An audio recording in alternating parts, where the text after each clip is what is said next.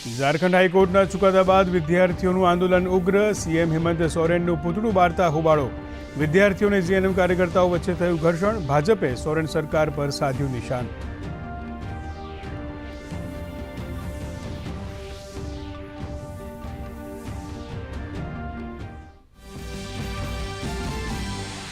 સિલિગુડી કોરિડોરની સુરક્ષા પર સરકારનું ફોકસ. કેન્દ્રીય ગૃહમંત્રી અમિત શાહ આજે સિલિગુડીમાં એક ઉચ્ચસ્તરીય બેઠકની કરશે અધ્યક્ષતા. સરહદ સુરક્ષાની પણ કરશે સમીક્ષા.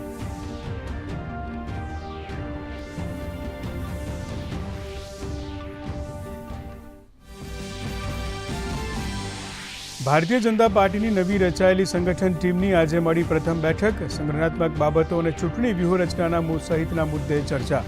તો આ સાથે જ પીએમ મોદીના જાહેર જીવનમાં 25 વર્ષ પૂર્ણ થવા પર વિવિધ કાર્યક્રમોની રૂપરેખા કરાશે તૈયાર.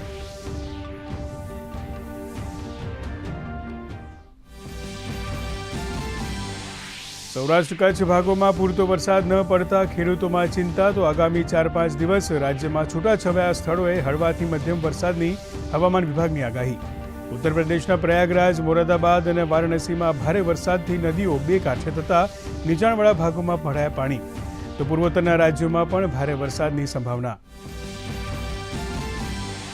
અમદાવાદમાં આઈઆઈએમ ખાતે હેલ્થકેર સમિટ 2026નું ભવ્ય આયોજન. કેન્દ્રીય આરોગ્ય રાજ્યમંત્રી અનુપ્રિયા પટેલે કર્યું સમિટનું ઉદ્ઘાટન. આ સમિટ હેલ્થકેરમાં એડવાન્સિંગ એઆઈ થીમ પર કેન્દ્રિત. હેલ્થકેર સેક્ટરના વિવિધ અગ્રણીઓ ઉપસ્થિત.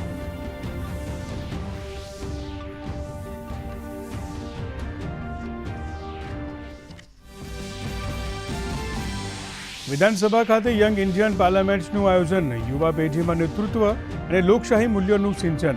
દેશભરમાંથી 160 જેટલા બાળકોએ લીધો ભાગ. રાજકારણમાં યુવાઓ દ્વારા સેવાભાવનો વ્યાપ વધારવા પર ભાર.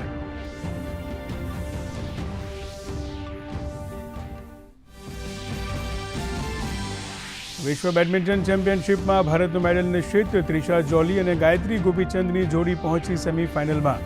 આજે સેમીફાઇનલમાં વિશ્વની નંબર 1 ચીનની જોડી શેંગ શુ અને ટેનિંગની જોડી સાથે કરશે મુકાબલો.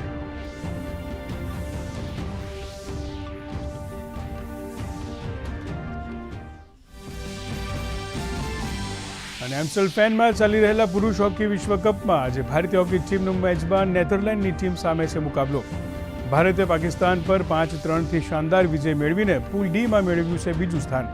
સાંજે 7:30 વાગ્યાથી શરૂ થશે મુકાબલો.